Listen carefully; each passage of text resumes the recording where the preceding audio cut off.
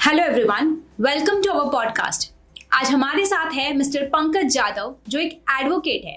इन्होंने अपना LLB clear किया 2016 में और 2017 में एलएलएम किया। आज वो पीएचडी कर रहे हैं इंटरनेशनल लॉ में। इन्होंने आज तक अनगिनत केसेस हैंडल किए, पॉलिटिशियंस के, आम जनता के। इनकी फर्म का नाम है लेक्स रेक्स जूरिस्ट। तो चलिए आज इनसे समझते हैं कि इंडियन लॉ कितना टफ है। Welcome Pankaj ji to our podcast. Thank you for coming on our podcast. So बताइए कुछ आपकी लॉ की जर्नी के बारे में कि आपने कैसे डिसाइड किया कि आपको लॉ करना है और आज तक आपने कितने केसेस हैंडल किए। पहले मैं आपको थैंक यू कहूँगा मुझे आपके पॉडकास्ट में इनवाइट करने के लिए, क्योंकि आपके इसी पॉडकास्ट के जरिए अगर हम लोगों को लीगल नॉलेज अगर पहुंचा सकते हैं तो इट्स वेरी गुड जॉब। मेरे लीगल प्रोफेशन के सफर का अगर मैं बात बताऊं तो 1998 में मेरा 12th हुआ। उसके बाद में 98 से लेकर 2011 तक मैंने काफी सोशल वर्किंग में अपने आप को एंगेज किया था। और ये सोशल एक्टिविटी करते करते मुझे इस बात का एहसास हुआ कि नहीं, कहीं ना कहीं हमें लॉ करना जरूरी है, क्योंकि जिस लेवल पे हम लोगों को जो जस्टिस प्रोवाइड करने के एक मिशन में लगे हुए, तो उसमें लॉ का बहुत बड़ा एक रोल रहा है जो करना पड़ता है, क्योंकि लॉ के बिना यहाँ पर कुछ भी नहीं हो सकता। तो इसलिए लॉ सीखना जरूर था और इसलिए मैंने 2011 में मुंबई यूनिवर्सिटी से ही एलएलबी कंप्लीट किया, 5 इयर्स लॉ कंप्लीट किया। उसके बाद में एलएलएम किया, पीएचडी कर रहा हूँ। और रही बात केसेस की, तो पिछले 8-9 सालों में 2016 से आज तक मैंने सोचा नहीं था कि ये सफर इतना आगे बढ़ जाएगा और इतना कारवां बढ़ जाएगा, लेकिन हम अच्छे काम करते गए, लोगों का विश्वास जीतते गए और कारवां बढ़ते गया।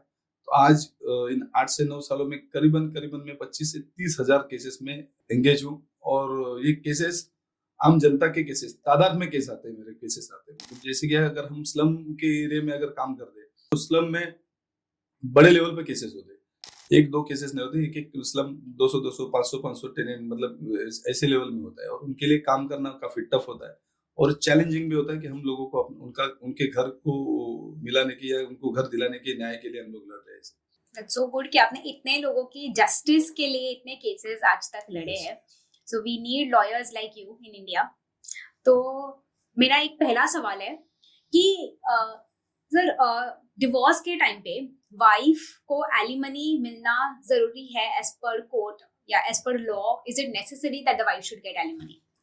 हाँ एग्जैक्टली, क्योंकि ये प्रोविजन लॉ ने ही बना किया, ये लॉ का प्रोविजन है कि वाइफ होती है उनको एलिमनी मिलनी चाहिए, लेकिन वो किस सिचुएशन में क्या, ये सब भी मैटर करता है।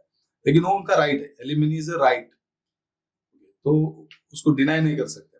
खाली सिचुएशन क्या है उसके ऊपर कोर्ट डिसाइड करता है। ओके, तो मतलब देना तो है ही, is what you are saying. देना तो है ही, बट कुछ ऐसा लाइक मैंने सुना था कि प्रीनप्चुअल अग्रीमेंट ऐसा कुछ होता है जिससे हम ये चीजें पहले डिसाइड कर सकते हैं कि you know may be before marriage. तो आप इसके ऊपर कुछ हाईलाइट करना चाहेंगे?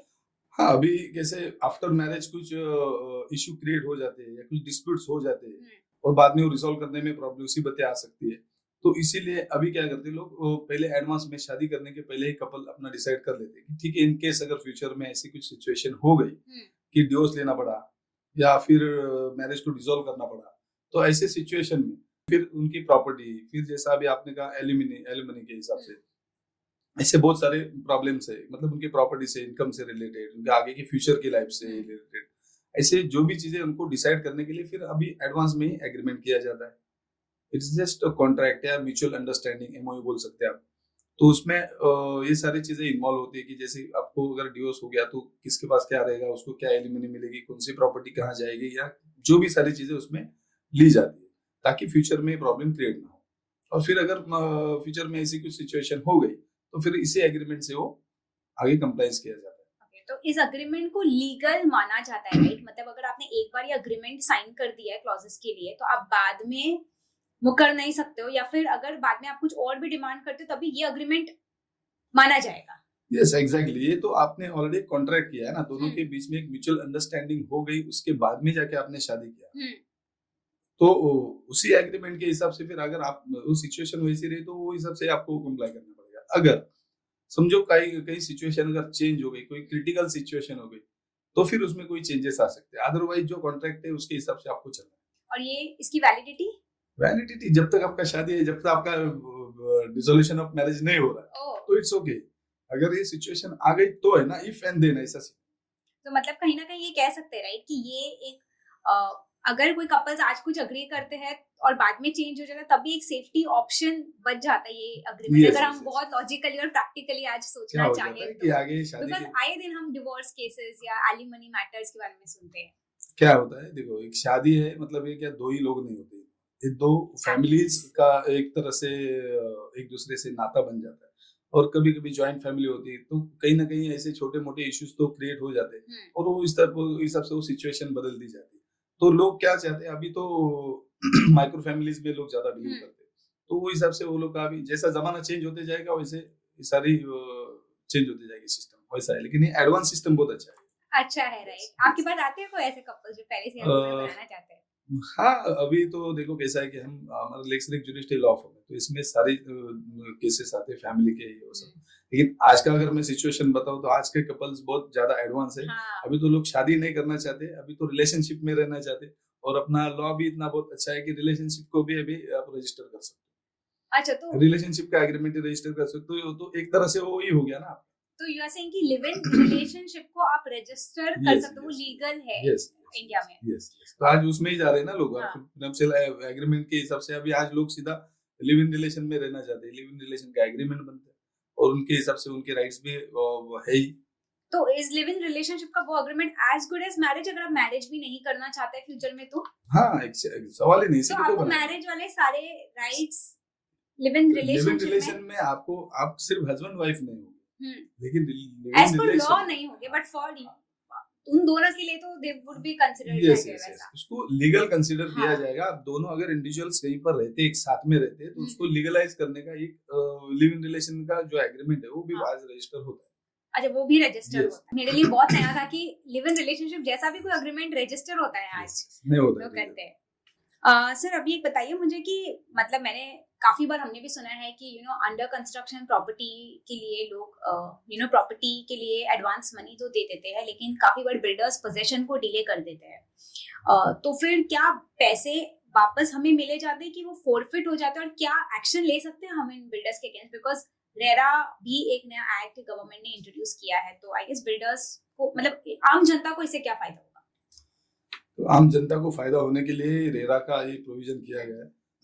रेरा में आज पहले क्या होता था, बिल्डर्स अपनी मनमानी करते थे, कभी भी प्रोजेक्ट बनाओ, लोगों का पैसा लो, फिर प्रोजेक्ट टाइमिंग में नहीं बने तो फिर कुछ कर नहीं पाते थे। लेकिन अभी ऐसा नहीं, अभी गवर्नमेंट ने इसको बहुत अच्छी तरह से एक ही प्लेटफॉर्म में लिया है कि आपको रेरा में अगर प्रोजेक्ट कोई भी बिल्डर अगर अपना प्रोजेक्ट करना चाहता है तो उसको पहला प्रोजेक्ट रजिस्टर करना पड़ता है, वो कितने टाइम में कंप्लीट होगा वो सारी चीजें वहां पर देनी पड़ती है और उसी हिसाब से उसको काम करने पड़ते हैं।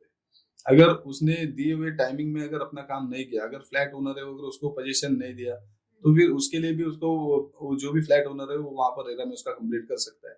साथ साथ में आपको कंज्यूमर प्रोटेक्शन का भी ऑलरेडी पहले से एक प्रोविजन दिया हुआ है, मतलब वहां पर भी एक रेमेडी अवेलेबल है कि आपको अगर समझो यहाँ पर जस्टिस नहीं मिलता है तो आप वहां पर जाके अपना कॉम्पनसेशन या आपका जो भी नुकसान हुआ है उसके लिए वो वापस जा सकते हैं वहां पर। और सर ये पूरी चीज को सॉल्व होने में कितना टाइम लगता है? बिकॉज किसी के पास भी इतना टाइम तो नहीं होगा कि वो कोर्ट फोरम या इतनी सारी चीजें हैंडल करे। तो अगर आज कंप्लेन किया किसी ने तो कितने टाइम में उसको सोल्यूशन मिल जाएगा? तो अपने इंडियन जुडिशियरी में या ये सब सिस्टम में टाइम की कोई ये नहीं रखी, बहुत अपना एक थोड़ा ड्रॉबैक है क्योंकि जस्टिस यहाँ पर डिले होता है बहुत सारा और delay of justice is equal to deny of justice. तो अपने यहाँ पर ये थोड़ी सी कमी है, लेकिन ठीक है, न्याय तो मिलेगा, देर है अंधेर नहीं है, जिसको हम बोल सकते हैं सत्य है मतलब परेशान हो सकता है, पराजित नहीं हो सकता है। इसी तरह से आपको जस्टिस मिलता है लेकिन उसका फॉलो प्रॉपर तरीके से लेना पड़ेगा। अगर आपने प्रॉपर तरीके से फॉलो लिया तो ठीक है, वक्त जाएगा लेकिन आपको जस्टिस मिलता है। तो इंटरेस्ट के साथ उनको अपने पैसे वापस मिलेंगे, राइट? तो हम एक्सपेक्ट कर सकते हैं कि 1 साल या उसके अंदर एटलीस्ट ये क्लोज हो वैसा। आपके पास कोई आया है ऐसे? अभी हमारे पास बहुत सारे मैंने जैसा मैंने बताया, हम रियल एस्टेट में बहुत सारे हमारे पास केसेस है जिसमें रेरा के रिलेटेड बहुत सारे प्रॉब्लम्स आते हैं क्योंकि बिल्डर लोग हमेशा जो टाइमिंग दिया होता है उसमें ही नहीं करते। मैं सभी के बारे में नहीं बता रहा हूँ, आजकल तो 80% लोग ऑन टाइम सब काम कर रहे हैं। कुछ लोग हैं जिनका बड़े बिग शॉट प्रोजेक्ट्स है, कभी कभी कोई प्रोजेक्ट लीगल उसमें फंस जाता है तो वो टाइम थोड़ा वहां पर निकल जाता है, अदरवाइज तो सब सारे काम हो जाते हैं प्रॉपर तरीके से।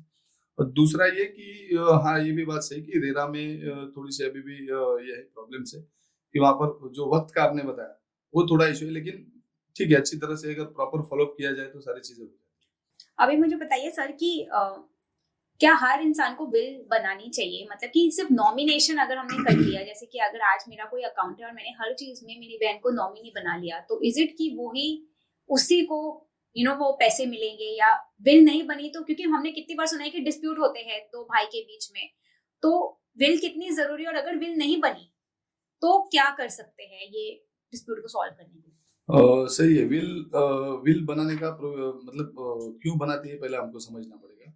अगर समझो फ्यूचर में फैमिली में प्रॉपर्टी से रिगार्डिंग मतलब एंसेस्ट्रल प्रॉपर्टी में तो सबका राइट आ जाता है, लेकिन समझो अगर फादर है, अगर फादर ने कुछ प्रॉपर्टी कमाई है, जो भी चीजें उन्होंने उनके खुद के इनकम से अगर जो भी चीजें कमाई है और या खरीदी है या बैंक बैलेंस रखा है या जो भी चीजें करके रखे, प्रॉपर्टी बना के रखी, इस प्रॉपर्टी में वो फादर एक्सपायर होने के बाद उनके बच्चों में या घर में ऐसा कोई डिस्प्यूट क्रिएट ना हो, इसीलिए ये प्रोविजन किया जाता है कि ठीक है, एक टाइम पे विल के थ्रू से वो बना के रहते हैं, ये प्रॉपर्टी इस तरह से इसको जाएगी, इस तरह से इसको जाएगी उनके डेथ के बाद। ये सारा प्रोविजन फ्यूचर में कोई डिस्प्यूट क्रिएट ना हो जाए इसके लिए किया जाता है।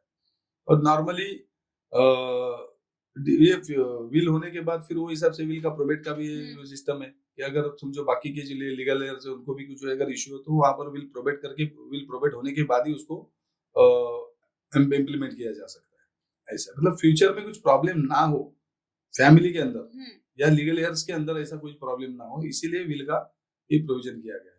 तो वो बेस्ट है वैसे देख ली जाए तो सभी को विल तो सभी के लिए ऐसा जरूर नहीं है। अगर जिनके पास प्रॉपर्टी का डिस्प्यूट हो सकता है उनके लिए, जहाँ पर अंडरस्टैंडिंग है, जहाँ पर एक वेल फैमिली जिनको प्रॉपर तरीके से सब, तो वहाँ कोई जरूरत ही नहीं है। ये उन्हीं लोगों के लिए जरूरत है जिनको डाउट है कि अपने प्रॉपर्टी के रिगार्डिंग आगे फ्यूचर में जाके अपने लीगल एयर्स, अपने बच्चे, इनमें ये डिस्प्यूट हो सकता है, तो उसके लिए बनाया जाता है। मेन रीजन है डिस्प्यूट ना हो इसीलिए। और अगर मान लीजिए बनाई नहीं और एंसेस्ट्रल प्रॉपर्टी करोड़ों की है, हाँ, तो फिर देखो, एक तो है आपने अगर टेस्टामेंट्री और इंटेस्टेड प्रॉपर्टी, ये अगर विल बनाया तो टेस्टामेंट्री हो गया। मतलब टेस्टामेंट्री मतलब आपके जाने के पहले आपने अपनी प्रॉपर्टी का डिस्प्यूट सेटल करके पहले सबको अरेंजमेंट करके दिया हो, मतलब जो प्रॉपर्टी कमाई वो आपने ऑलरेडी पहले उसका जो भी डिस्ट्रीब्यूशन करके रखा है। लेकिन अगर ऐसा बिना कुछ किए ही आदमी अगर डेथ हो जाता है उनका, तो उनके पीछे जो उनके लीगल एयर्स है उनको वो इंटेस्टेड प्रॉपर्टी बोलते हैं। मतलब उसका किसी के लिए ऐसा विल या ऐसा नहीं किया है, तो उसका जो लीगल एयर्स है उसके हिसाब से डिस्ट्रीब्यूशन होगा जो भी लीगल राइट्स। यस यस, जैसे अभी समझो मैंने बताया जैसे फादर है, तो उनके अगर समझो 2 बच्चे हैं और उनकी वाइफ भी है, तो ये प्राइमरी हो गए, इनको तीनों को भी इक्वल शेयर जाएगा। अच्छा, ऐसा है, तीनों को भी, बेटी है, बेटा है और उनकी वाइफ है, तो तीनों को भी इक्वल शेयर जाएगा। भले डिस्प्यूट आपस में कितना भी हो तब भी इक्वल ही शेयर, जो भी शेयर होगा वो इक्वल शेयर होगा। इसी तरह से होता है। ओके सर, मुझे बताइए कि स्मोकिंग इन पब्लिक प्लेस क्या लीगल है? क्योंकि हम सभी को स्मोकिंग तो दिखती है कि पब्लिक प्लेस में स्मोकिंग इलीगल है, क्योंकि जैसे लोकल लॉज यहाँ पर चलते हैं उसी हिसाब से वो चलते हैं। अभी यहाँ पर आप देखते होंगे रेलवे स्टेशन से, बस स्टैंड से या फिर होटल से जहाँ पर पब्लिक जाती है, तो म्युनिसिपल कॉर्पोरेशन ने वहां पर स्मोकिंग के लिए प्रोहिबिशन करके रखा है। तो वैसे ही लोकल अथॉरिटीज का भी लॉ होता है, उसको भी वो इसीलिए होता है कि पब्लिक प्लेस में कोई भी इस तरह से स्मोकिंग वगैरह ना किया जाए। यस, पब्लिक प्लेस पे। सर, अभी आप इतने सालों से लॉ की प्रैक्टिस कर रहे हैं, तो आप बताइए कि लॉयर्स की इनकम कितनी होती है? देखो, मैं अगर बताऊं एकदम टू बी फ्रैंकली, अगर मैं बताऊं तो ये जो लीगल प्रोफेशन है इसको नोबेल प्रोफेशन कहा जाता है। तो नोबेल प्रोफेशन का मतलब ही ये है कि ये कोई इनकम या पैसा कमाने का कोई जरिया है नहीं, तो कोई पैसा कमाने का, बिजनेस करने का ऐसा कोई ये प्रोफेशन नहीं है। ओके, इसीलिए इसी को नोबेल प्रोफेशन बोलते हो। और रही बात इनकम की, तो ऐसा लिमिटेशन है नहीं कि आप इतना ही पैसा ले सकते हो, आप इतना पैसा ले सकते हो, क्योंकि पहली बात पैसे के लिए काम ही नहीं है। ये इसीलिए है कि आपको जो सहायता की जाती है, लीगल हेल्प देनी, लीगल सर्विस है, कि ये इनका मेन एम होता है। ओके, तो इसीलिए पैसा कमाना कोई ये नहीं होता है। लेकिन ठीक है, अभी अगर टैलेंटेड आदमी है और बहुत सारा, अगर एक ही आदमी के पास अगर 1000 लोग जाते तो आदमी 1000 लोगों को टाइम नहीं दे पाते, तो क्वालिटी टाइम का कुछ क्वालिटी उनका एक कॉस्ट होती है। यस, तो वो ठीक है ले लेते हैं। तो लोग आजकल वकील जैसे जिसकी अवेलेबिलिटी उसके हिसाब से चार्ज कर लेते हैं, लेकिन ये कोई पर इनकम का आवर सोर्स पे नहीं। कोई 1 लाख हाँ, रुपीस भी तो चार्ज मैंने आपको बताया कि वक्त है ना, ये वक्त का हाँ। काम है। अगर बड़े से बड़े मतलब होशियार लॉयर है, अच्छे से अच्छे टैलेंटेड यहाँ पर एडवोकेट्स है, सुपर एडवोकेट्स नहीं बोल सकते, हम लोग काउंसिल बोल सकते हैं उनको, सीनियर एडवोकेट्स है। तो उनकी ग्रेड के हिसाब से, उनके टाइम के हिसाब से, उनके नॉलेज के हिसाब से, उनका वक्त अगर आप चाहोगे तो उनके वक्त की होगी कीमत, वो वक्त की कीमत आपको चुकानी पड़ेगी। मतलब सर आप अमाउंट नहीं बता रहे हो, बट अच्छा खासा पैसा। हाँ, सवाल मैंने बताया ना, वक्त का हो सकता है, उसमें कोई बार नहीं है, लिमिटेशन नहीं है किसकी इनकम क्या हो सकती है। सर अभी रेप केस के अगेंस्ट तो एक्शंस होती है, लेकिन अगर किसी ने फॉल्स रेप केस करा लिया जस्ट टू ब्लैकमेल समवन या टू पैसे उनसे लेने के लिए, तो इसमें कुछ प्रिकॉशन मेजर है जो लिया जा सकता है फॉल्स रेप केस? बहुत सही सवाल आपने पूछा। आज के वक्त में हम लोग अगर देखते हैं तो 90 to 95% केसेस है फॉल्स केसेस है। फॉल्स मीन्स ये होता है कि मैक्सिमम आज जनरेशन में ऐसा होता है, जल्दी जल्दी प्यार कर लेते हैं, हाँ। जल्दी जल्दी घूमने फिरने चले जाते हैं, फिर जल्दी जल्दी रिलेशनशिप में आ जाते हैं।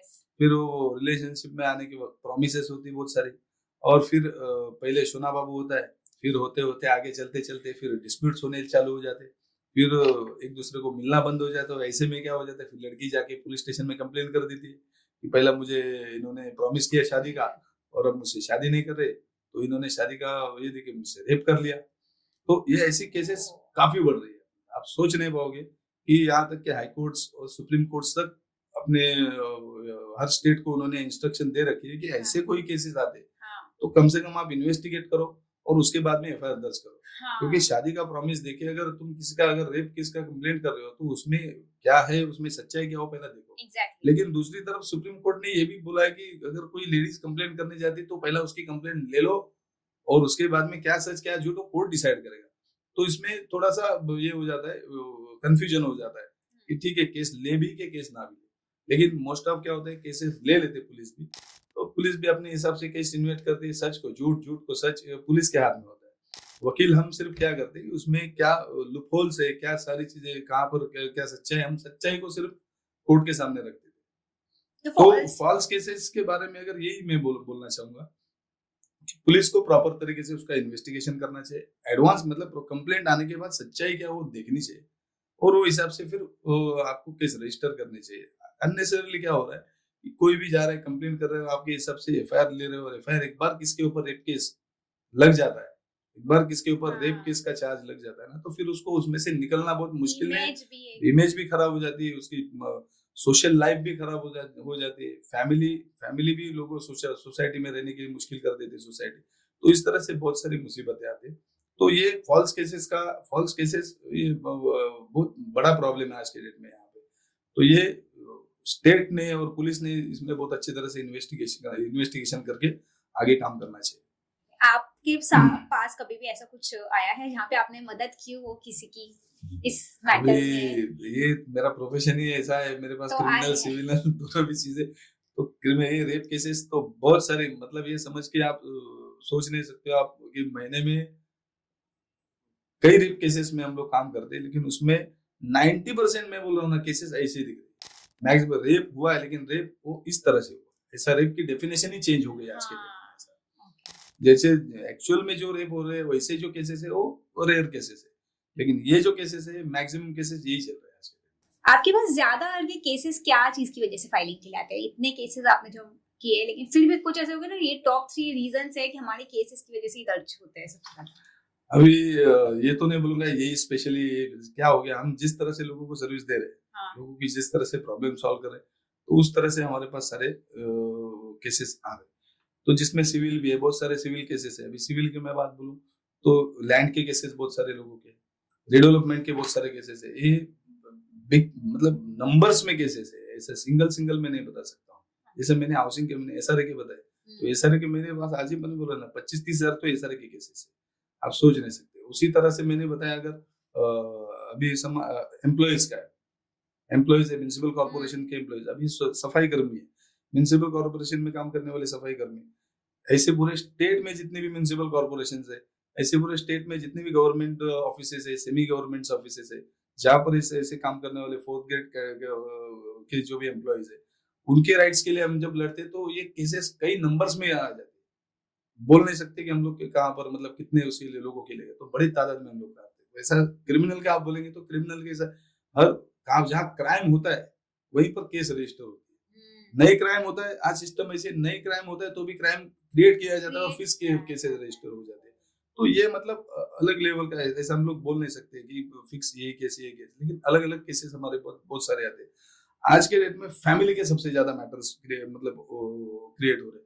तो फैमिली के केसेस में आप देखने जाएंगे तो आप मुंबई में सिर्फ एक ही कोर्ट है, फैमिली कोर्ट, डिस्ट्रिक्ट का एक ही फैमिली कोर्ट है। तो वहां पर इतना लोड है क्योंकि जैसे जैसे लोग अपने अपने हक और अपने अपने उसके बारे में अवेयर होते जाते हैं, लॉ के बारे में जो अवेयर ज्यादा होता है फिर वो हिसाब से अपने अपने राइट्स के लिए लड़ते जाते हैं। तो ऑल उसमें अगर देखने जाएंगे तो सिविल, क्रिमिनल, ये सब केसेस सिचुएशन के हिसाब से चलती है। सर क्या पुलिस किसी भी वक्त अरेस्ट कर सकती है कि कोई टाइम होता है फॉर फीमेल्स या फिर फॉर मेल्स? यस, बहुत सही। और ये लोगों को समझना चाहिए कि ये पुलिस कब भी अरेस्ट कर सकती है, कब अरेस्ट नहीं कर सकती है, लेडीज के लिए क्या टाइमिंग है। बहुत सही सवाल पूछा आपने।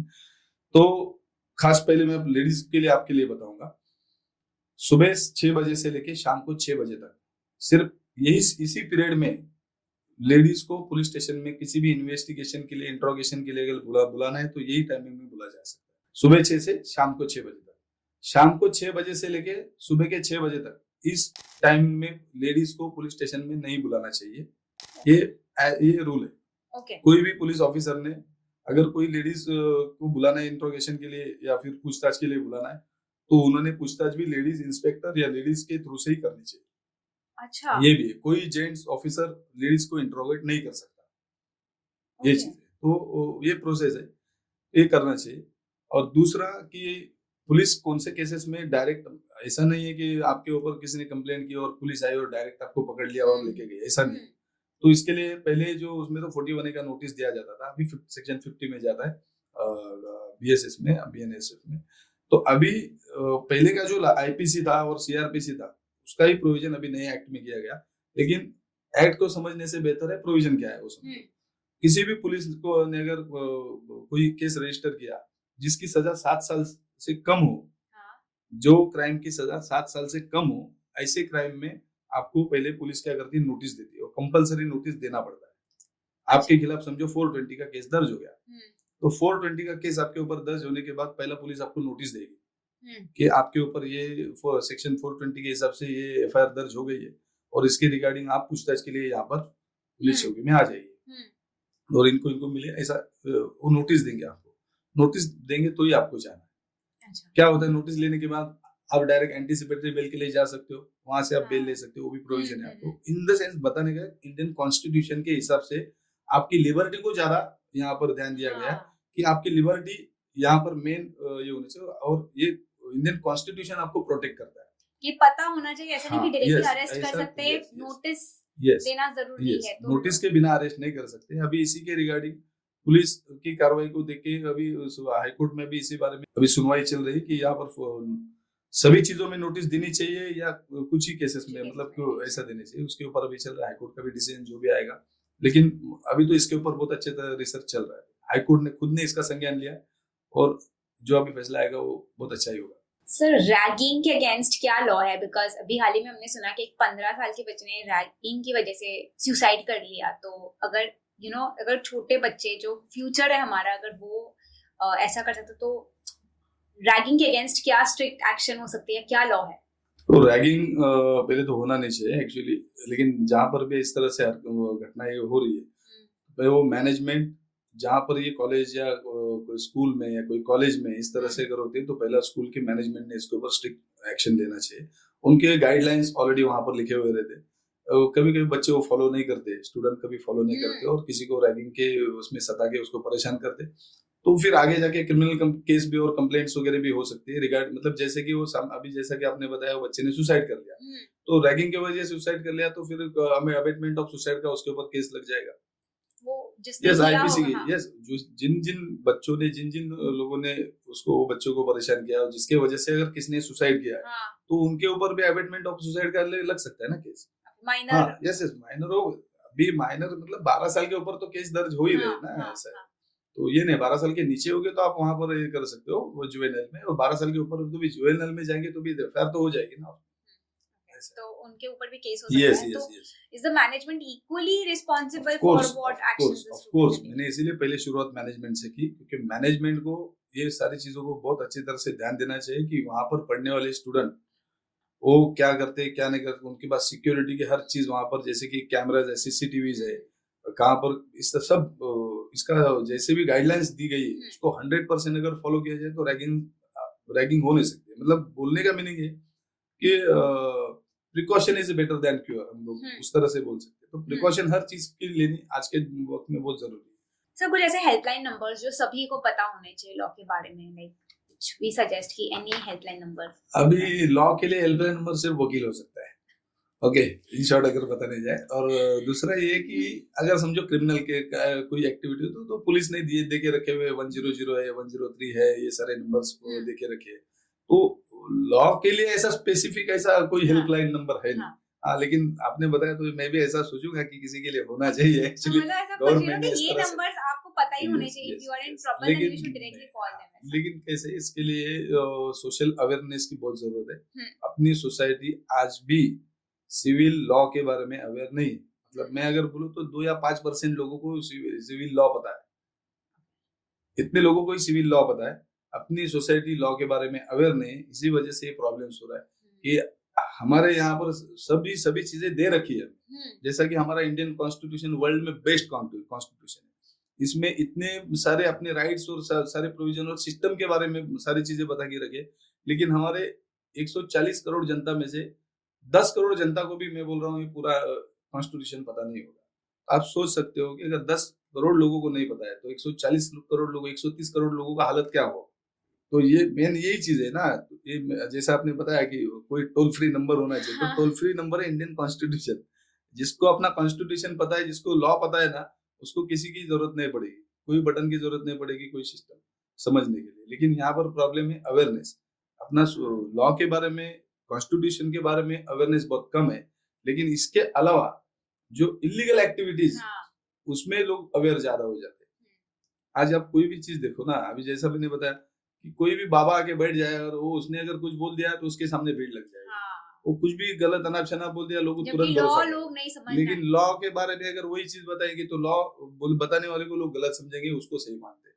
तो ये चीज है अवेयरनेस क्या है, हम किसको सुने और किसको फॉलो करें, ये हम समझ नहीं पा रहे। इसके वजह से बहुत सारे प्रॉब्लम्स क्रिएट हो रहे हैं सोसाइटी में। जितने भी एक्टिविटीज, अभी कोई तो प्रथा ऐसी चलती है, बहुत सारे प्रथा चलती है, कई सालों से चलते हैं। अभी मैं बोल दूं चाइल्ड मैरिज एक्ट, मतलब चाइल्ड मैरिज है समझो, अभी कई सालों से ये चलते आ रहा है कि बच्चों का ही कम उम्र में शादी किया जाए उनको भी। लेकिन लॉ कहता है कि चाइल्ड मैरिज तो हो नहीं सकता। और अगर 18 साल के कम उम्र के साथ में अगर कोई आपने इस तरह से करके, तो पॉक्सो के अंदर में केस दर्ज हो रही है, स्पेशल एक्ट है। ओके, तो ये भी चीजें समझनी चाहिए। लेकिन ये भी चीजों को लोगों को लॉ नहीं पता है, लोग लॉ नहीं पढ़ रहे। लेकिन ये प्रथा तो पहले चलाएंगे, भले उसमें केस दर्ज हो तो भी चलेगी। मतलब इस तरह से प्रॉब्लम यहीं पर है। लॉ अपना बहुत अच्छा है लेकिन हमको ही पता नहीं, तो हम क्या करें। तो ये चीज अवेयरनेस की है, अवेयरनेस होना चाहिए। एक बार ये अवेयरनेस आया तो कोई बटन दबाना नहीं पड़ेगा, कोई नंबर डायल नहीं करना पड़ेगा। बट सर कहीं आपको ये नहीं लगता है कि जितने केसेस रोज फाइल होते हैं और जितने लोगों को जस्टिस नहीं मिलता है या लेट मिलता है जस्टिस, तो इज इट लाइक कि लॉयर्स कम है हमारे यहाँ पे, या जो जज, मतलब इट्स लाइक 1:, कितने परसेंट के रेशियो में होने चाहिए हमारे पास ये लोग कि लोगों को जस्टिस ऑन टाइम मिल सके, because justice delayed is as good as कि उन्हें जस्टिस मिला ही नहीं है। हमारे यहाँ पर प्रॉब्लम ही है कि कोर्ट्स की कमी है, वकीलों की कमी है। क्योंकि आज आप देखो एक कोर्ट के पास लाखों केसेस पेंडिंग है, लाखों के ताबत। एकदम सिंपल एग्जांपल दे रहे हैं तो बॉम्बे हाईकोर्ट के वहां पर आप जा सकते हो। बॉम्बे हाईकोर्ट के बाहर ही एक बड़ा स्क्रीन लगा के रखा है, उस स्क्रीन पे आप जाके देखेंगे तो वहां पर आपको केसेस के नंबर्स पता चल जाएंगे। लाखों के तादाद में केसेस पेंडिंग है, करोड़ों के तादाद में, पूरे इंडिया में तो करोड़ों के तादाद में 4 से 5 करोड़ तो केसेस पेंडिंग हो गया आज तक। ये तो आप समझो कि 140 करोड़ में से 4-5 करोड़ के तो केसेस पेंडिंग है। मतलब मैंने अभी बताया ना कि 10 करोड़ लोग भी अभी लॉ के बारे में अवेयर नहीं है। जिस दिन लॉ के बारे में हर एक बंदा अपना, यहाँ का हर एक नागरिक अगर अवेयर हो जाएगा ना, तो फिर ये सिचुएशन होगी नहीं, क्योंकि लोग डिमांड करना चालू किया, हमें अच्छे अच्छे कोर्ट्स चाहिए, अच्छे अच्छे ज्यादा से ज्यादा लॉयर्स होने चाहिए, जजेस होने चाहिए, मैक्सिमम मतलब जितने भी कोर्ट आज के डेट में अपने पास इतने कोर्ट्स की कमी है, इतने जजेस की कमी है। और मैं अगर आपके चैनल माध्यम से ओपनली बोलना चाहूँ तो जजेस भी अपनी मनमानी करते हैं, क्योंकि वो भी बंदा आखिर इंसान ही है, वो भी करे तो क्या करे, उसके पास भी केसेस इतने पड़े तो वो जितने भी लिमिटेड जितने भी जम रहे उतने कर रहे, बाकी तो वैसे ही चल छोड़ दे रहे। मतलब ये आज एक तरह से डिनाइल ने ये डिनाइल ही हो गया जस्टिस का।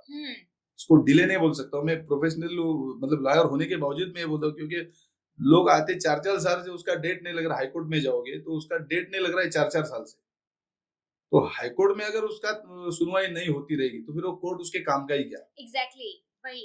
तो मुझे अगर इसमें थोड़ा मैं आपको दिलचस्प कहानी बताऊंगा कि 85 इयर्स का सीनियर सिटीजन बंदा है, जस्टिस के लिए इंतजार में बैठा है, 4 साल से इंतजार में बैठा है, मैं खुद ही उसका केस लड़ रहा हूँ हाईकोर्ट में सर, रोज अर्जेंसी। तो कोर्ट हमारे पास अर्जेंसी मांगती है, जबकि शुरुआत ये गलत है कि अर्जेंसी तुमको किस चीज की अर्जेंसी, वैसा जस्टिस उसका राइट है ना, वो जस्टिस है, वो राइट है, वो अर्जेंसी है उसकी।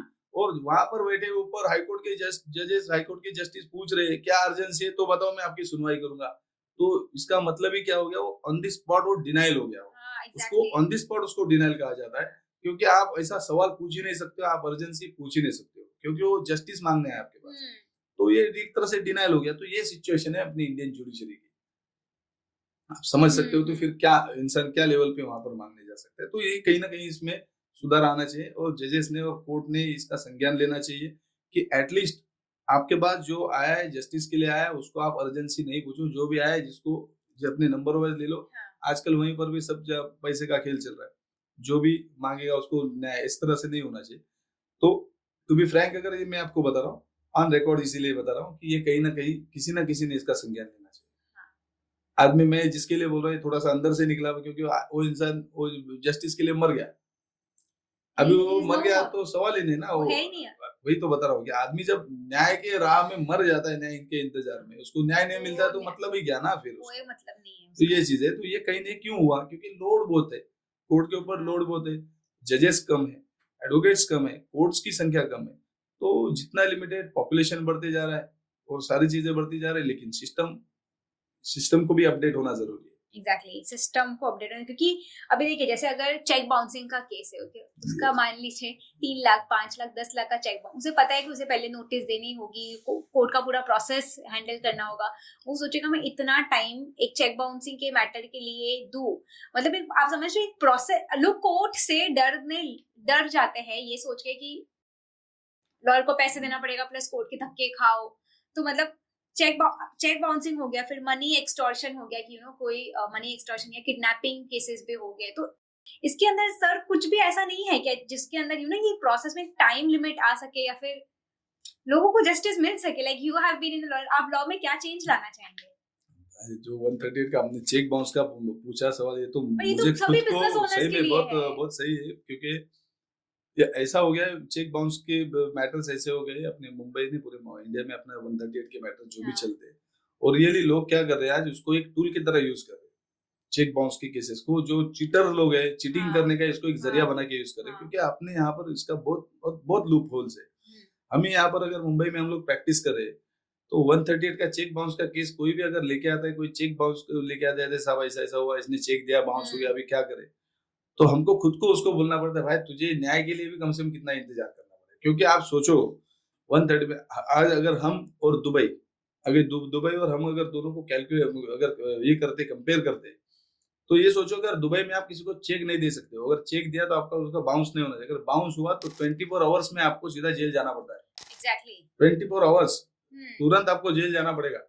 लेकिन यहाँ पर ऐसा सिस्टम नहीं है, यहाँ पर तुम्हारा चेक बाउंस होगा, उसकी नोटिस जाएगी, नोटिस में वो सामने वाला रिप्लाई देगा, उसमें 1 महीना चला जाएगा, और रिप्लाई आने के बाद फिर आप केस फाइल करोगे, केस फाइल होके उसका वेरिफिकेशन होगा, नंबर गिरने में 2 महीने से वैसे चले जाएंगे, फिर उसका समन्स आएगा, 6 महीने के बाद उसकी तारीख लगेगी, हर 6 महीने के बाद दूसरी तारीख, तीसरी तारीख, तीसरे, मतलब पहली 4 या 5 डेट आने में 2 से 3 साल ऐसे चले जाएंगे। तो चेक बाउंसिंग जैसा छोटा मैटर भी मतलब बिजनेस ओनर के लिए तो बड़ा हो जाता है अगर बड़े अमाउंट का चेक बाउंस हुआ है। लेकिन चेक बाउंसिंग जैसे मैटर में भी आप बोल रहे हो कि 3-4 साल तक यस बता रहा हूँ, को 3-4 साल मैं बता रहा हूँ, ये मुंबई की ऐसी कंडीशन है कि यहाँ पर आपका मैटर एविडेंस के लिए आने के लिए 4 से 5 साल चले जाते हैं, और उसके बाद में वो केस चलेगी, उसके बाद में उसका रिजल्ट कब आएगा।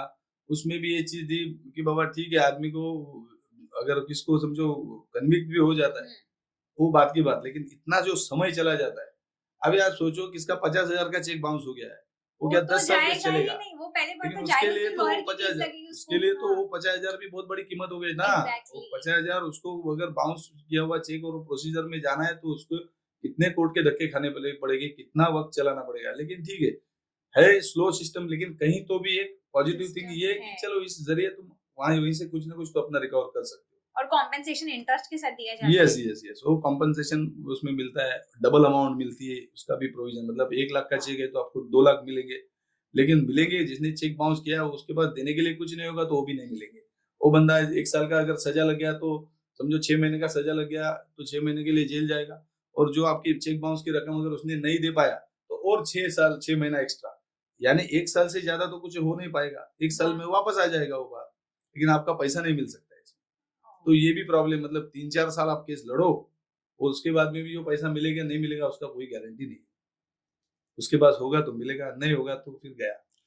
तो चेक बाउंस को लोग एक्चुअली एक टूल ही यूज करें कि 50,000 का चेक दे दिया, मैंने नहीं भी दिया तब भी पता है कि वो कोर्ट तो नहीं जाएगा, बिकॉज उसका खर्चा उतना हो जाएगा कि वो 50,000 के लिए कोर्ट जाए और प्लस 5 साल तक रुके। यस मैंने बताया ना, ये सभी के लिए, लेकिन चलो कुछ नहीं तो कुछ तो है, मतलब चलो इसी जरिए अपना गया बस खाली स्पीड, ये प्रोसेस फास्ट होना चाहिए कि किसी को जस्टिस।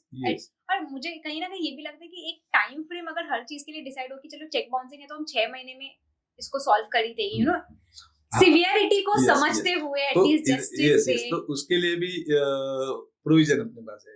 मैंने बोला हर चीज के लिए कुछ ना कुछ तो रास्ता है। तो ठीक है, आपको लगता है कि बाबा आपका 6 महीने में केस खत्म होना चाहिए, तो फिर आपको हाईकोर्ट के पास जाना पड़ता है।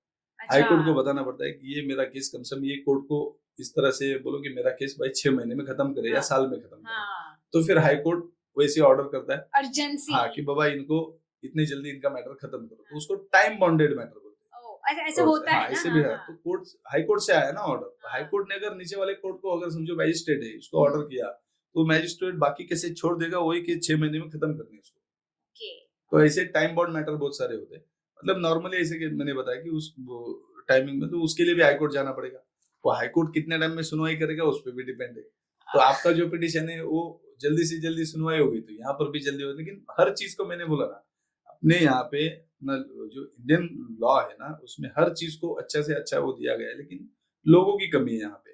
आज 138 के चेक बाउंस के केसेस इतने, क्योंकि दिन में हजारों केसेस दर्ज हो रहे हैं। लेकिन वो हजारों केसेस दर्ज होते हैं, लेकिन वो सुनवाई करने के लिए जजेस कितने कम हो गए, तो केसेस बढ़ते जाएंगे, सुनवाइयां कम होते जाएगी, तो लोगों को परेशान होना ही है।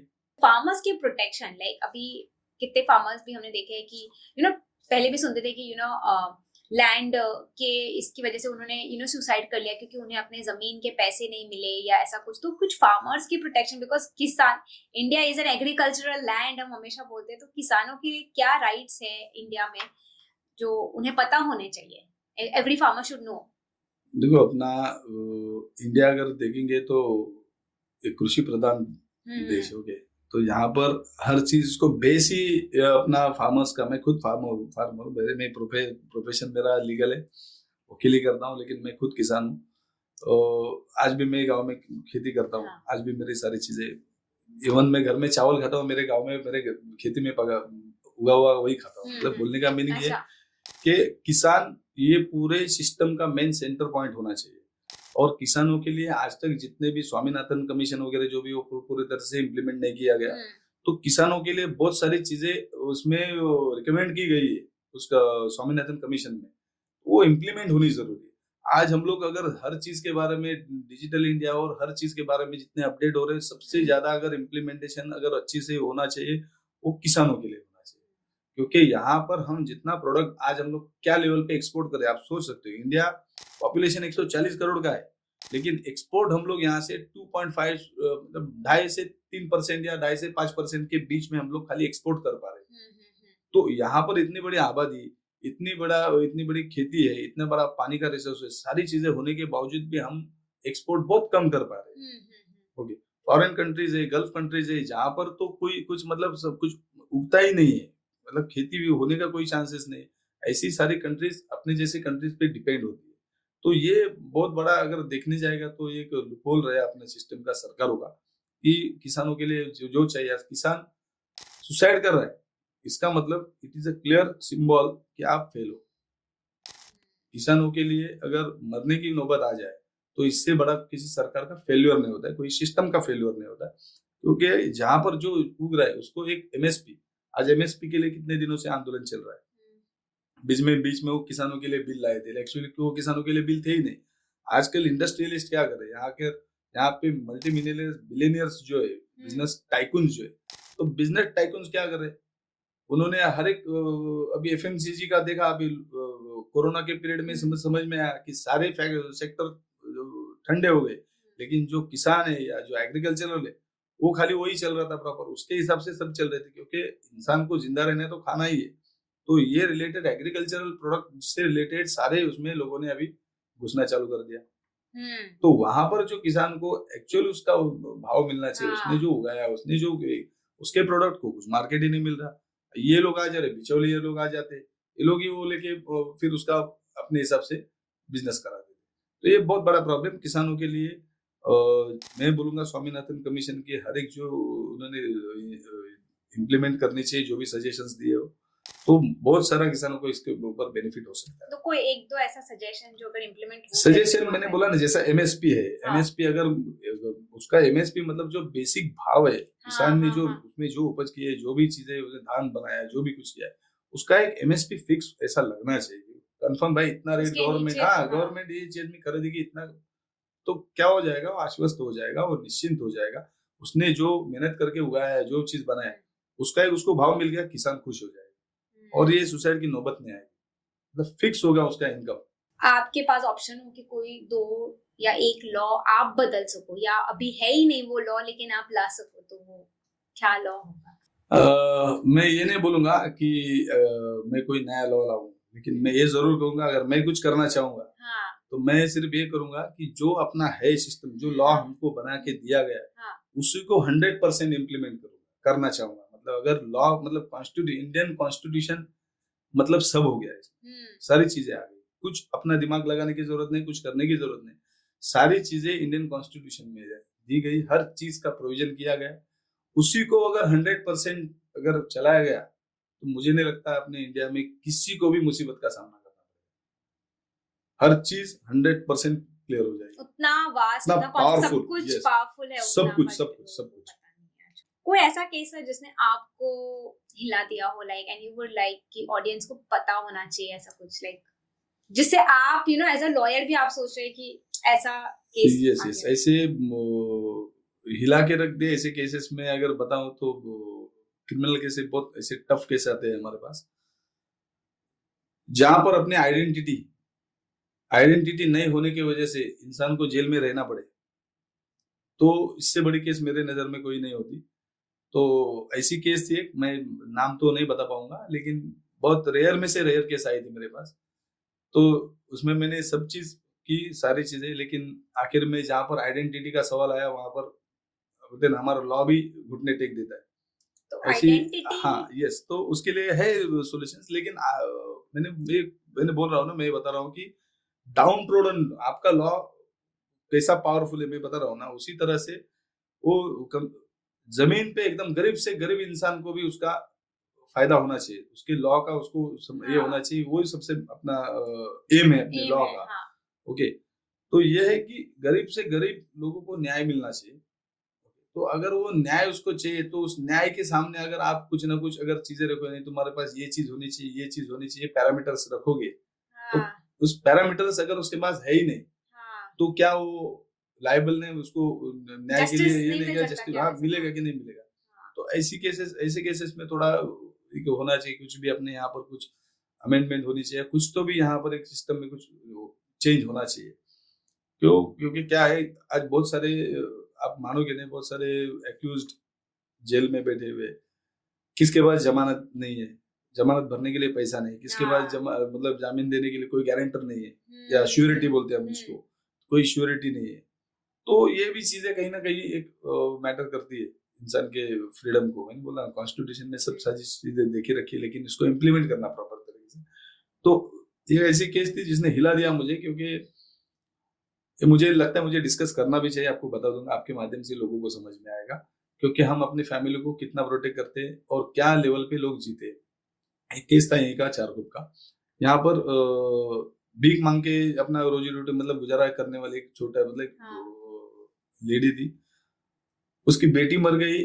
उसकी बेटी को एक बेटी थी जो पैदा होते ही वो मर गई थी, उसकी मम्मी जो। तो ये बच्ची को उसने, वो बुढ़ी औरत ने संभाला। वो बच्ची बेचारी 12-13 साल की हो गई थी। और उसी मोहल्ले में कोई एक खिलौने वाला आता था आदमी। उसी ने वो बच्चों को खिलौने देते देते उसका रेप कर दिया। और रेप करते वो लड़की प्रेग्नेंट हो गई। प्रेग्नेंट 12-13 साल की लड़की प्रेग्नेंट हो गई। और 4-5 महीने होने तक समझ में नहीं आया उसको। और ये बुढ़ी बेचारी उसकी, वो दिन भर भीख मांगने जाती थी और शाम को आती थी। बाद में वो पेट दिखने लगा, उसको मालूम पड़ा पापा ऐसा ऐसा है। तो बच्ची अभी क्या बताएगी क्या कहा। तो उसने बताया अमुक अमुक आदमी ने ऐसा ऐसा किया करके। तो आदमी भाग चुका था। वो यहाँ पर अभी मुंबई में कहाँ कहाँ से लोग आते, कहाँ कहाँ कौन से स्टेट में से लोग। तो आदमी भाग गया वो। अभी उसके बाद में वो उसका एबॉर्शन भी नहीं कर पाई। अब यकीन नहीं मानोगे, वो एक दिन ऐसा हो गया, वो भीख मांगने किधर गई थी और ये लड़की अकेली घर में। उसको जो लेबर पेन वगैरह हो गई, उसका डिलीवरी खुद वहां पर हो गया। और डिलीवरी के दौरान वो लड़की मर गई। और वो बच्चा था, वो भी मर गया। फिर ये आने के बाद उसने घर में दिखा ऐसे ऐसे। घर मतलब क्या, वो कागज का झोपड़ा रहता है। मैंने बताया ना, इनका राशन कार्ड, ना इनका पैन कार्ड, ना आधार कार्ड, ना कुछ कुछ भी एविडेंस नहीं। ऐसे केस में अभी वो आने के बाद उसने देखा ऐसी ऐसी कंडीशन है। मतलब वो बच्चा तो था, मर गया था और जो भी। तो उसने क्या किया, वहां पर बच्चे को दफन कर दिया। और ये लड़की को लेके हॉस्पिटलाइज हो गई। हॉस्पिटल में गई, वहां पर सीरियस थी, तो उस लड़की भी मर गई। तो होने के बाद कोई पुलिस केस दर्ज हो गया। अब पुलिस केस दर्ज होगा तो किसके ऊपर दर्ज होगा, ये सवाल था। तो पुलिस ने केस दर्ज किया। किसके ऊपर दर्ज? जो बंदे ने रेप किया था उसके ऊपर भी किया। और वो जो उसकी दादी नानी जो थी बुढ़ी, उसके ऊपर भी केस मतलब उसको भी को एक्यूज बना दिया। को एक्यूज इसलिए कि उसने वो जो बच्चा पैदा हुआ था उसको उसने दफन किया उसने। मतलब जो भी उसको, हाँ तो मर गया था, लेकिन आपको इन्फॉर्म करना था ना पुलिस को। आपको पुलिस को ये जब सिचुएशन, आपको तुरंत इन्फॉर्म करना है। पुलिस को इन्फॉर्म करके पुलिस को बुलाना है। पुलिस अपना पंचनामा करेगी, केस जो भी रिकॉर्ड करेगी वो हिसाब से करेगी। लेकिन उसके पहले तुमने एविडेंस को खत्म कर दिया ना, डिस्पोज कर दिया। तो उसके वजह से वो केस दर्ज हो गई। अब वो केस आने के बाद हमने उनका बेल भी किया। वो जो लेडी अपना जो थी, बेल होने के बावजूद भी वो हार नहीं आ पाई, क्योंकि बस कुछ है ही नहीं उसको देने के लिए, आइडेंटिटी नहीं, इसकी आइडेंटिटी।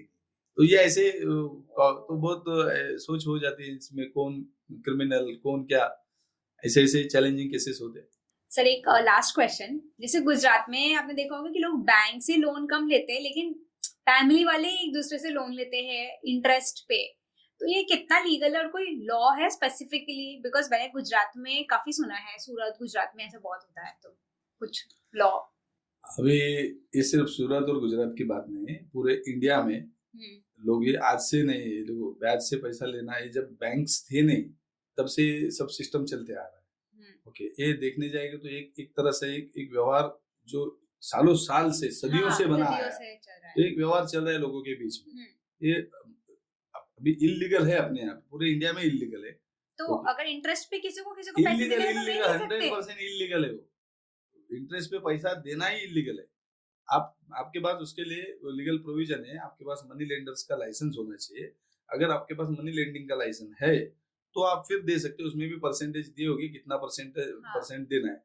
अभी आपको पता है कि आप फाइनेंस में, अभी आप सारा आपका फाइनेंस का फील्ड है, तो कितनी सारी अभी बैंकिंग सेक्टर है और नॉन बैंकिंग भी फाइनेंस होती है ना। स्मॉल फाइनेंस ऐसे वगैरह अभी आजकल वो बहुत सारा चल रहा है। मोबाइल पे ले लो, मोबाइल पे फाइनेंस मिलते जा रहा है। लेकिन उसमें भी रिजर्व बैंक ने अभी ये डाल के रखा है कि आप इसे फाइनेंस करते हो उसका परसेंटेज कितना होना चाहिए, उसके ऊपर। नहीं तो बहुत सारी चीज को पेनल्टी अभी सुप्रीम कोर्ट रिजर्व बैंक ने मारी। तो उसका जो परसेंटेज है ना, इंटरेस्ट का कितना परसेंटेज, वो एक proper as per rules regulation के हिसाब से होना चाहिए। अभी यहाँ पर क्या हो रहा है, तो ब्लैक मार्केट है ना। लोग अभी ब्याज से पैसा दे रहे 5%, 10%। अभी महाराष्ट्र में सावकार विरोधी कायदा है। ओके, तो यहाँ पर भी एक्शन होती है। लेकिन अभी इसके ऊपर गवर्नमेंट कितनी एक्शन, कितने ताकत से लेते उस पर डिपेंड है। तो लेते सरकार हैं कितने ऊपर, सरकार या पुलिस किस तरह से इसके ऊपर एक्शन लेती है। अभी ये मैंने बोला साहूकारी एक्ट कैसे हो जाता है, इलीगल जितना भी प्रोविजन कानून के अगेंस्ट में गया तो पुलिस ने इसके ऊपर स्ट्रिक्ट एक्शन लेनी चाहिए। तो महाराष्ट्र में उसमें कम दिखती है। अभी पूछा आपने गुजरात और सूरत का, तो गुजरात पुलिस मैं आपको बोलूंगा महाराष्ट्र से भी 2 कदम ज्यादा अच्छा काम कर रही है ऐसे केसेस में। ओके हाँ, क्योंकि वहां पर गुजरात में तो ऐसे साहूकार लोगों को ब्याज से पैसा देने वाले की बारात निकालते हो पुलिस। ऐसा जिस तरह से यहाँ पर बड़े क्रिमिनल को पकड़ के जिससे छठे बदमाश होते हैं उनको पकड़ के पूरे बारात निकालते हैं बाजार में, उसी तरह पुलिस वहां पर ऐसे साहूकार लोग इंटरेस्ट पे पैसे देने वाले अगर ऐसा कोई केस रजिस्टर हुआ है, कंप्लेंट गया, तो उनकी बारात निकालते हैं, ताकि उनका मैसेज सिर्फ सोसाइटी को देने का ये होता है कि बाबा इस तरह से आप इलीगल काम करो मत, अगर आप ऐसे इलीगल करोगे तो आपको भी इस तरह से ट्रीट करेंगे। मनी लेंडर के लाइसेंस के बिना आप ये कर नहीं सकते। और कहीं पर भी ऑल ओवर इंडिया है, पूरे इंडिया में। मतलब ऑनेस्टली ये चीज मुझे नहीं पता था, तो आप फ्रेंड्स में भी दे नहीं सकते ऐसे है ना, उसके लिए प्रोविजन है। आपने अगर फ्रेंड्स को अगर पैसा दिया है, लोन दिया है, तो वहां पर आपने वो प्रॉमिसरी नोट बनाना चाहिए। ओके, उसमें मेंशन होना चाहिए कि इंटरेस्ट फ्री है और एक फ्रेंडली लोन है। ओके, तो फ्रेंडली लोन है तो हम फ्रेंडली लोन दे रहे हैं, तो ठीक है कि इतने दिन में मैं रिटर्न दे दूंगा वगैरह, इट्स ओके, वहां पर वो ठीक है। फ्रेंडली लोन कोई भी किसी को दे सकता है, बिजनेस हाँ, लेकिन उसमें क्या है, ब्याज आ जाता है एक बार तो। इंटरेस्ट फ्री ये वर्ड वहां पर आना चाहिए। ये इंटरेस्ट फ्री है तो यहाँ पर कोई इंटरेस्ट नहीं देना पड़ेगा, ऐसा आना चाहिए। बाकी कोई किसको यारी दोस्ती में कोई भी लोन दे सकता है, उसमें कोई नहीं, लेकिन ये इंटरेस्ट जहां पर आ जाता है वहां पर आपके पास लाइसेंस होना चाहिए। नहीं लाइसेंस है तो एक्शन होगी। सर, आज आपसे बात करके काफी सारी चीजें लॉ के बारे में समझ में आई। आई होप हमारे जनता को भी काफी चीजें समझ में आई होंगी। फाइनल चीज कोई आपकी एडवाइस जो आप ऑडियंस को देना चाहेंगे लॉ को लेकर? तो सही है लॉ के बारे में, और आपको अगर जनता को अगर मैं कुछ बोलना चाहूंगा तो एक ही चीज आपको मैं समझाऊंगा। पहली बात ये है कि लॉ बनाता कौन है? लॉ बनाने वाले हम ही लोग हैं। जो लोग हम में से विधानसभा में जाते, पार्लियामेंट में जाते, वो लोग लॉ बनाते, और जो सरकार हम चुन के देते, जो लॉ बनाते, वही लोग लॉ को इम्प्लीमेंट करते, वही लोग उस लॉ को कैसे तरह इम्प्लीमेंट करना और जनता को कैसा बचाना, इसका काम सरकारों का होता है। तो हम अगर लॉ अच्छा इम्प्लीमेंट करना चाहते तो अच्छी सरकार लेके आनी चाहिए हमें। अगर हम अच्छी सरकार अगर देते देश में, तो ये समझ लीजिए वो सरकार उस तरह से आपको लॉ इम्प्लीमेंट करेगी। तो अल्टीमेटली ये हम पे डिपेंड करता है कि हम इस लॉ को इम्प्लीमेंट करने के लिए किसके हाथ में हमारे सरकार की चाबी देते। तो वही लोग हैं जो आपको इसमें से इस मुसीबत से निकाल सकते हैं, तो मुसीबत में डाल भी सकते हैं। अच्छी सरकार होगी तो आपको इस मुसीबत से निकालेगी, जनता के लिए, पब्लिक के लिए बहुत अच्छे से अच्छे काम करेंगे, अच्छे से कानून बनाएंगे, अच्छे से कानून का जितने भी कानून है उसका इम्प्लीमेंट करेंगे। लेकिन अगर वो सरकार बुरी रही तो आप समझोगे, आज हम लोग वोट अगर देते तो वोट पैसे से खरीदे जाते हैं और इसके ऊपर बहुत बड़ा स्कैम चलता है, स्कैम हो जाता है। अगर हम अपना वोट बेचना बंद कर देंगे तब से कुछ नई चीजें आनी चालू हो जाएगी। हम सिर्फ लॉ के बारे में नहीं, तो क्योंकि पूरा देश ही कानून पे चलता है और कानून को चलाने वाले हाथ अगर साफ हो तो सबका मतलब अच्छा, सबको जस्टिस मिल सकता है, न्याय मिल सकता है, कुछ प्रॉब्लम नहीं होगा। लेकिन हाथ चलाने वाले हमको पता है उन्हीं हाथों से हम पैसा लेते और वोट देते, तो फिर हम और वो दोनों भी बराबर के। तो हमारी सोसाइटी को अगर बदलना चाहें तो हम खुद अपने आप से शुरुआत करते बदलने की। हमें अपने आप को अवेयर होना चाहिए, हमें कानून पढ़ना चाहिए, और सबसे मैं बड़ी बात ये बोलूंगा, हर घर में संविधान होना चाहिए, कॉन्स्टिट्यूशन की एक बुक होनी चाहिए, कॉन्स्टिट्यूशन पढ़ना चाहिए। जिसने कॉन्स्टिट्यूशन पढ़ा उसको अपने हक के बारे में जानकारी मिल जाएगी, और जिसको अपने हक के बारे में जानकारी मिल जाएगी वो अपना खुद का हक, अपना न्याय खुद में खुद पा सकता है, ले सकता है। Thank you so much, Pankaj ji, again for coming as a guest. Thank you. So, thank you audience for watching this podcast. Stay tuned for more such podcast. और अगर आपके कोई भी डाउट्स है तो आप कमेंट्स में पूछ सकते हैं, और इनकी डिटेल्स मैं कैप्शन में मेंशन कर दूंगी. Stay tuned for more.